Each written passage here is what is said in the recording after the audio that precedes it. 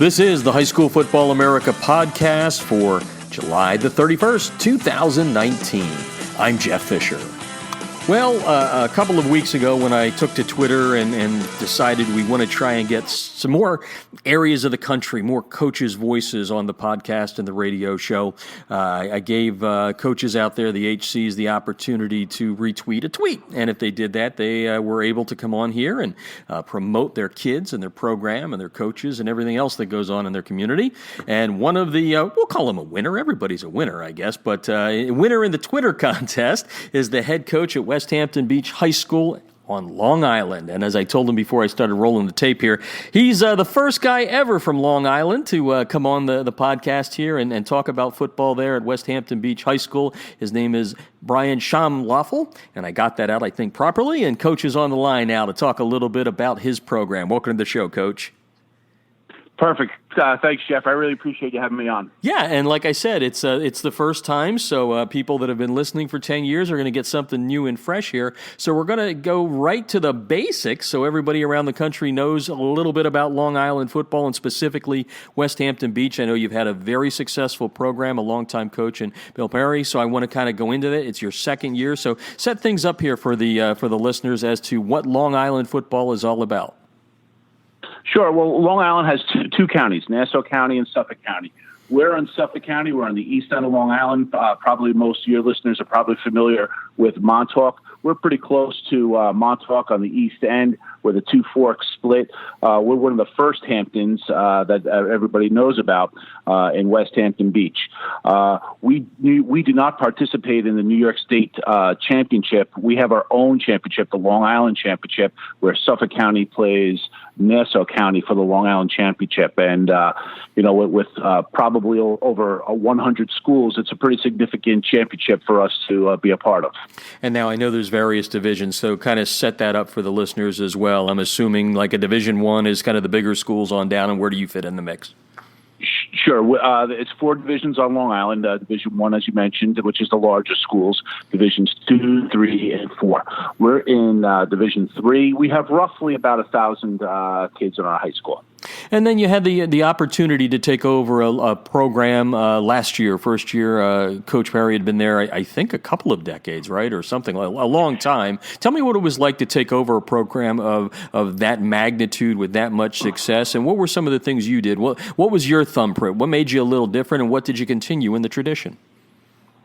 Well, I've been with Coach Perry since the beginning when we came over together. I was a young 23-year-old assistant in 1997, 22 years ago. So I've been with Coach Perry from the beginning. So we established a lot of traditions along those 22 years. I kept most of it. And in fact, I spoke to a couple of the people in the newspapers that from the outside, they probably wouldn't notice any differences in the program when I took over. But within the program, I guess there were some subtle differences. We would kind of loosen things up maybe a little bit and,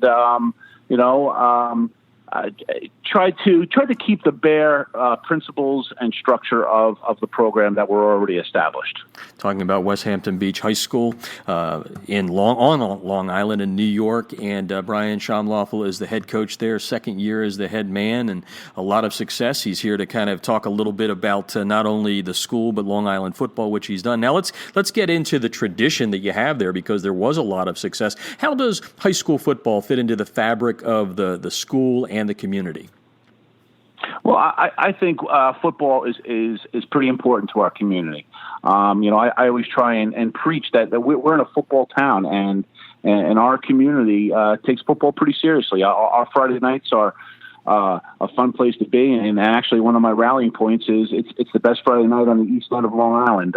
We get great crowds. We have a DJ.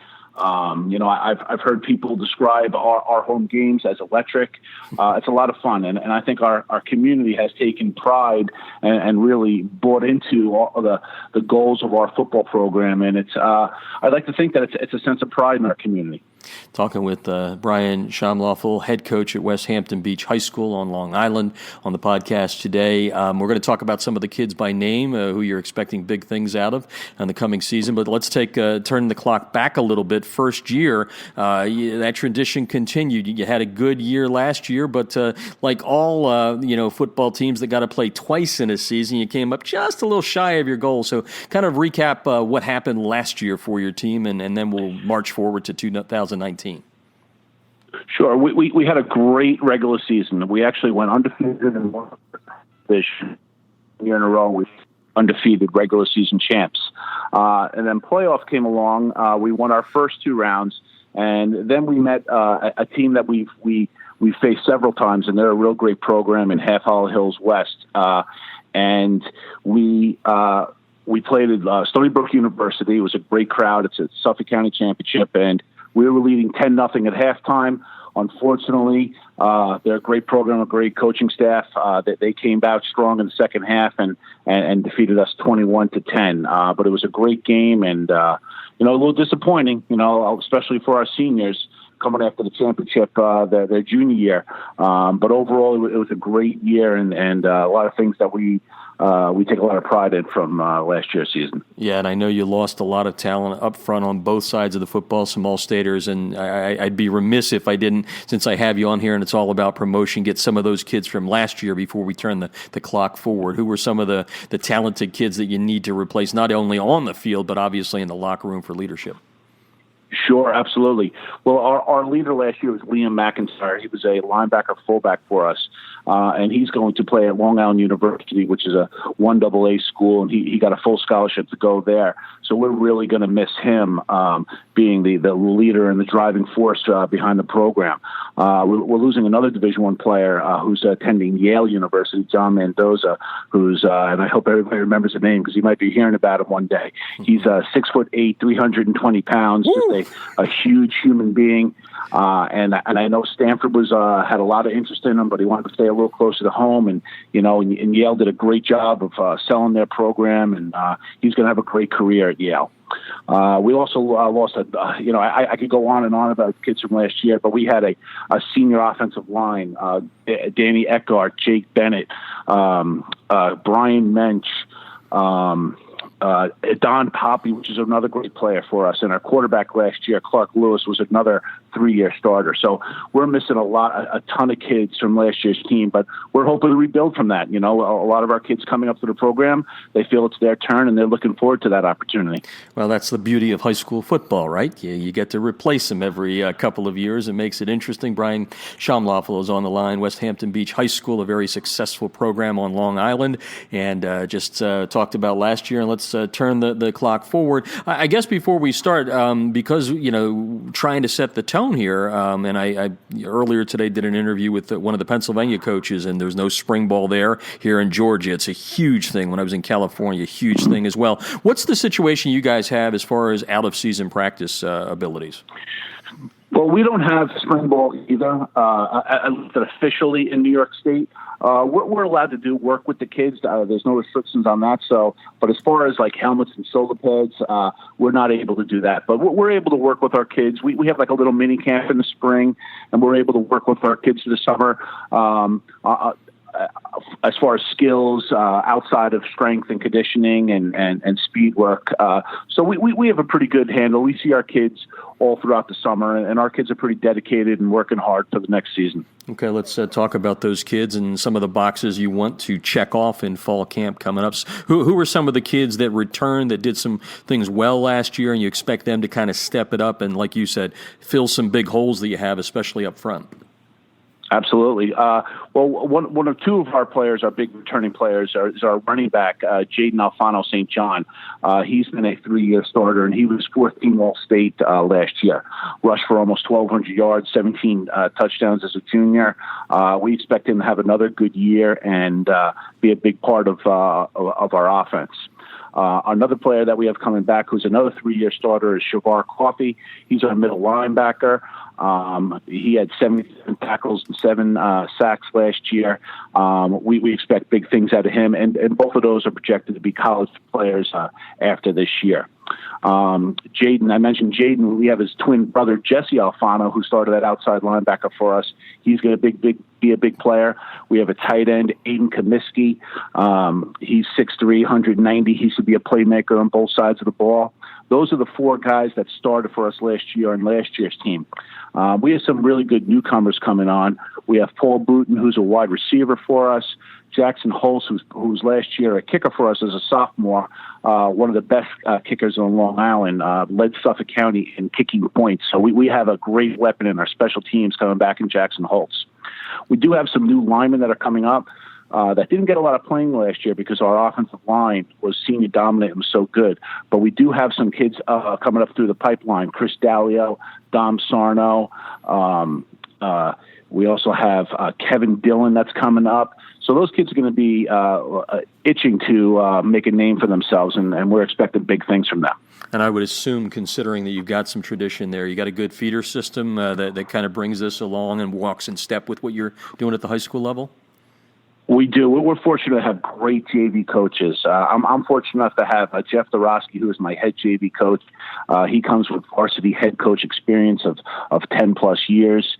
And he came to the district last year. So that's a huge, huge advantage for us, having such a quality individual work with our younger kids. And our JV has gone back-to-back undefeated years, pretty strong JV program. And we're pretty excited about the kids that we have coming up. We feel that we have quality and quantity kids coming up.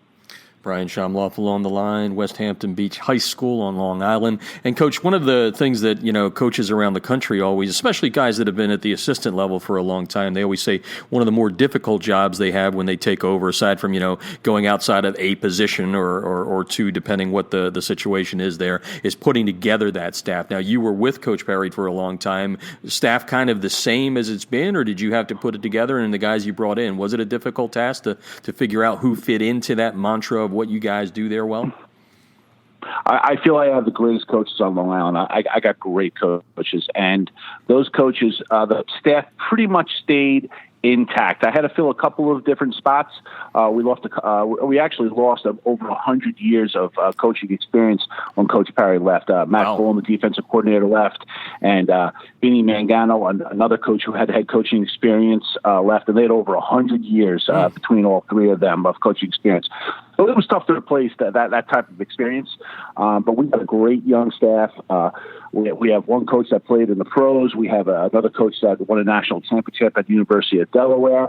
So we got young coaches that are eager and put in the time, and I'm very fortunate as the head coach to have those guys around me. Yeah, and let's give him a little prop here because, you are the ambassador for Westhampton Beach right now. So give me some of those names of those guys you just mentioned by kind of title, if you will.